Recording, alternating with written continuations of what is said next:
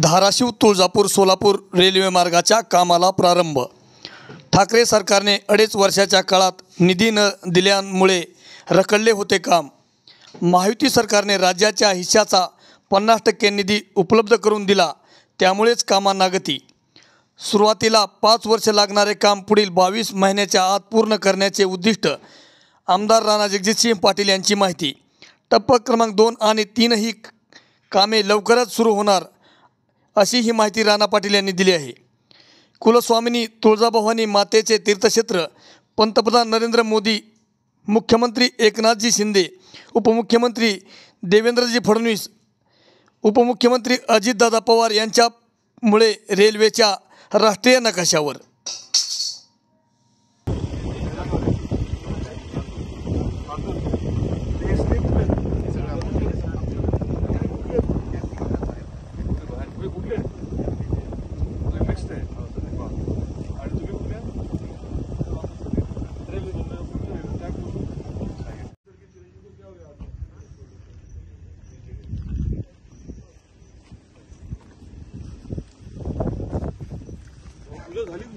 काय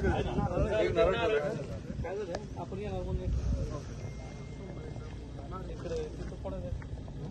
सांगत मशीन हे करू ना, मशीनच पुढे या फलनिर्णय पुष्पानो बृहस्पते स्थानं सहस्रहिष्णानि भागं चित्रमीमहि वासुदानं वृद्धति मंगलानि भवन्तु।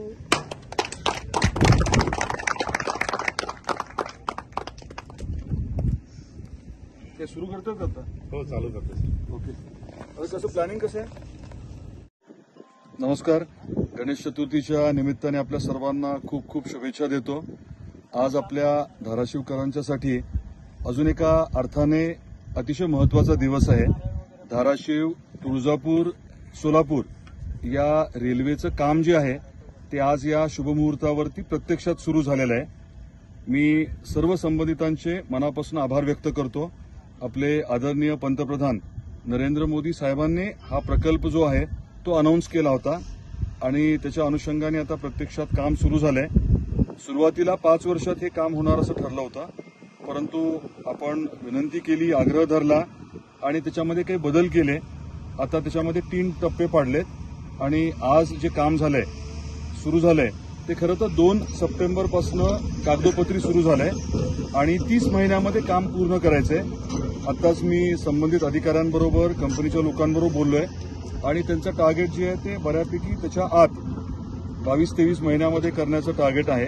त्यामुळे आपल्याला रेल्वेचा हा भाग लवकर होताना नक्की दिसेल। पुढचे 2 टप्पे लवकर करण्याचा आपला प्रयत्न आहे। आता आपण उपळा शिवारामध्ये आहोत, इथे ज्या शेतकऱ्यांनी जमीन दिली त्यांचे देखील मी मनापासून आभार व्यक्त करतो। सर्व संबंधित अधिकारी त्यांचे देखील आभार आणि महत्त्वाचं म्हणजे आपल्या महायुती सरकारचे आभार, कारण आपलं सरकार आल्यानंतरच खऱ्या अर्थाने राज्य सरकारचा हिस्सा मिळाला।